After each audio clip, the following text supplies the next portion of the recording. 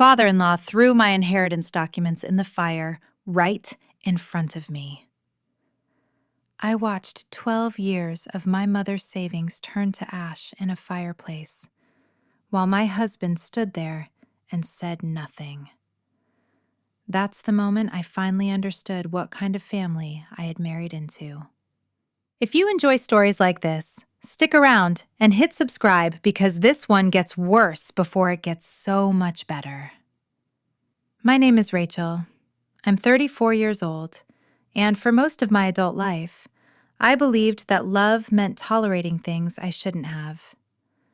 I grew up in a small house outside Columbus, Ohio, raised by a single mother named Diane who worked 2 jobs, a diner shift in the morning, cleaning offices at night, just to keep a roof over our heads. She never remarried. She used to say, "Rachel, don't ever let a man make you small." I didn't listen well enough. I met Daniel when I was 26. He was charming in that effortless way. Held doors, remembered how I took my coffee, called my mother Ms. Diane with real respect. My best friend Karen, who'd known me since middle school, was the one person who didn't fall for it right away. At our engagement dinner, she pulled me aside in the bathroom and said, "Rachel, his dad talks to the waitress like she's furniture. Watch how Daniel treats you when his father's in the room." I laughed it off. I told her I was imagining things. I wish I had listened. Daniel's father, Gerald, was a retired contractor. A big man with a booming voice and old money opinions dressed up as folksy wisdom. He ran that family like a company, and Daniel was his most obedient employee. In the beginning, Gerald was polite to me, in the way a landlord is polite to a tenant he hasn't decided to evict yet. The first 2 years of marriage were, honestly, good. Daniel brought me flowers on Tuesdays for no reason. We'd cook together, badly, laughing over burnt pasta. I thought I'd found the family I never had. Then my mother got sick. Stage 3 pancreatic cancer. 18 months of hospitals, chemo, and me driving 2 hours each way on weekends to sit by her bed. Daniel came exactly twice. Gerald came 0 times, but he had opinions about how much money I was wasting on doctors, about how my mother should have planned better for her own care. My mother passed away when I was 31. In her will, she left me the only real asset she had, $62,000, the entire life savings from 30 years of double shifts, plus the deed to a small rental property she owned outright. It was everything she had to give me. It was proof that her whole hard life had meant something. That's when the honeymoon phase quietly ended. Daniel started asking about the inheritance money within a week of the funeral. Not, "How are you doing?" Not, "I'm sorry about your mom." Just numbers. Small comments turned into demands. He wanted the rental property sold and the cash moved into a joint family account that Gerald, conveniently, had oversight of, since Gerald handled all the family finances. I said no. Daniel's voice changed that night. Cold, clipped, a stranger's voice. "It's my money too, Rachel. We're married." Then came the isolation. Karen would call, and Daniel would hover in the doorway until I hung up. Family dinners at Gerald's house became mandatory, and my own friends slowly stopped getting invited anywhere. When I brought up visiting Karen for a weekend, Daniel said, "Why do you need her? You have us now." I told myself it was just newlywed adjustment. It wasn't. It was a cage being built 1 bar at a time. The first major incident happened 4 months after my mother died. I'd refused, again, to sign paperwork transferring the rental property into Gerald's management. Daniel grabbed my wrist hard enough to bruise, right there in our kitchen, and hissed, "You will not embarrass this family."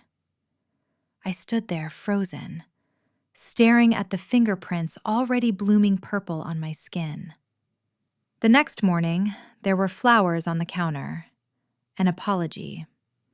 I don't know what came over me. I've been so stressed with Dad. I believed him. I wanted to believe him.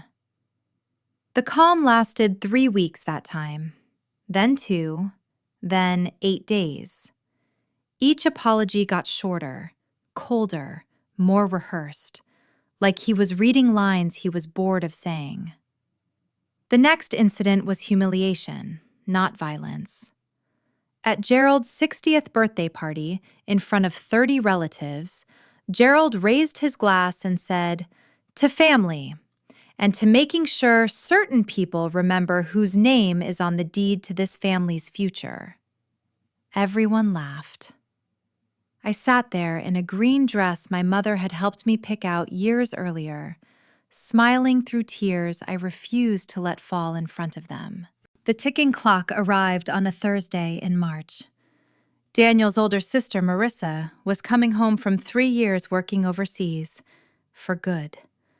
Marissa was nothing like her father or brother. She'd left partly, I'd later learn, because she couldn't stomach how Gerald ran the family. Her return date was set, April 14th. Gerald and Daniel started acting strange the moment they heard. Hushed phone calls, papers moving between the house and Gerald's lawyer's office. Something needed to be finished before Marissa got back. I didn't know what yet, but I could feel the pressure building like weather before a storm. 2 weeks before Marissa's return, I found something. I was doing laundry, and Daniel's phone buzzed on the dresser with a text preview from Gerald. "Get the deed transfer done before your sister lands. She'll try to stop it."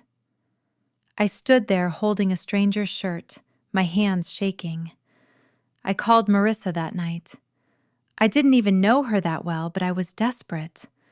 I told her everything: the isolation, the bruise on my wrist I still had photos of, the pressure to sign over my mother's property, the comment at the birthday party.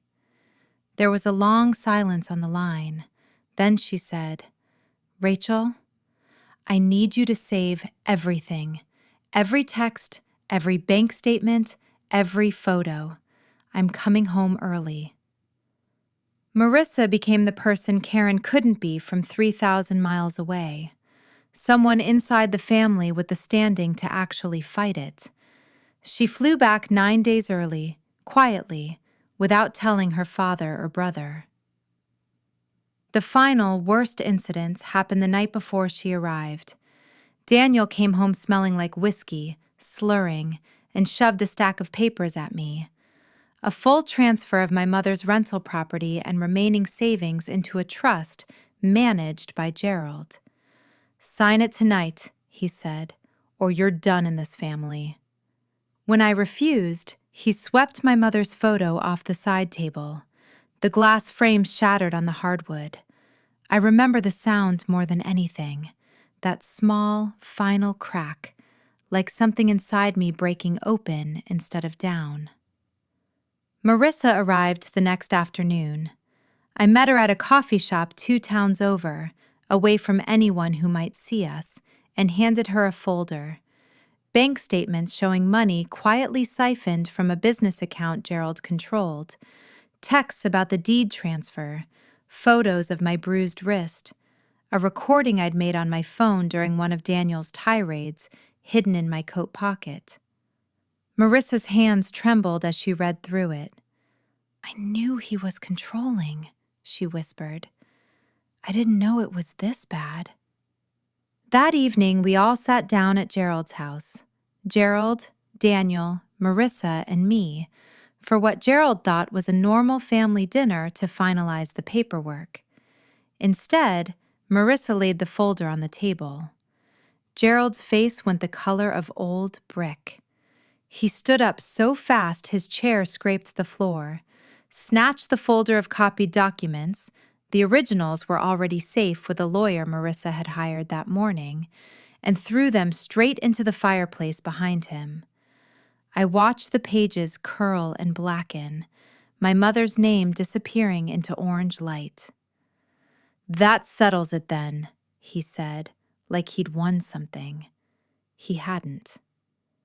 Marissa stood, calm as still water.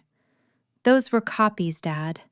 The originals are with my attorney, along with the recordings, along with the bank statements showing you've been draining the business account behind Mom's estate for years.